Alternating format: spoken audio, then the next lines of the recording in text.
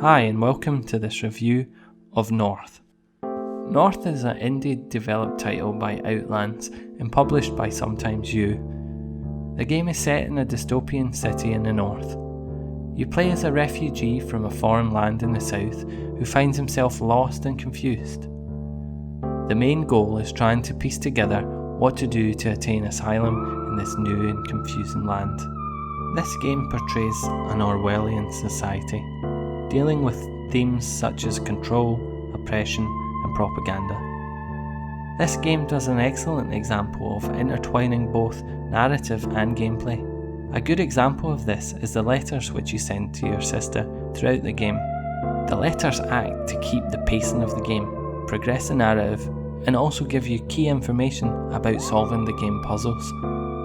The game centres around solving simple puzzles in each of the game's buildings before you can progress. Again, the gameplay is clearly designed with the narrative in mind. There's no UI, pointing reticle, or tutorials. All of this reflects in the confusion of the main character and puts the focus squarely on the narrative. So if this game is an interactive story-driven game, how good is the narrative? The game has a lot to say and does a very good job of keeping the story tight and snappy.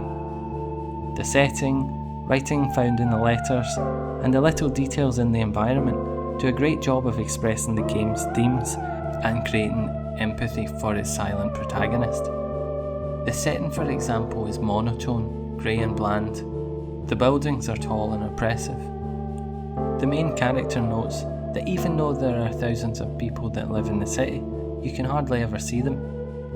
The relationship with your sister and empathy which it creates for the main character is used to good effect in the ending of the game.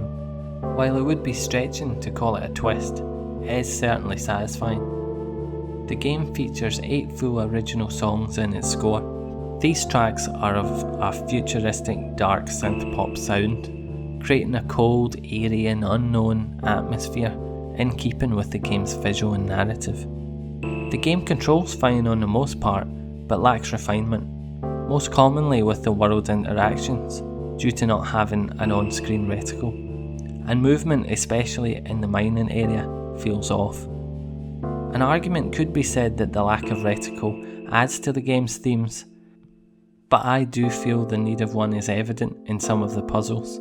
It quickly pulls you out of its immersive atmosphere due to a simple aiming and selection problem. Lastly, this game is very short. I played it twice, and I'd say the average playthrough time would be about 25 minutes to half an hour. While I thoroughly enjoyed it, I wish it had been a longer experience. This game achieves what it set out to: a well-told contemporary story of asylum and oppression. While this game can be considered a bit short, well under an hour to complete, it is sensibly priced on the Xbox Store at £3.99 or $4.99 in the US. I certainly found this game enjoyable and would thoroughly recommend it. I give this game 8 out of 10.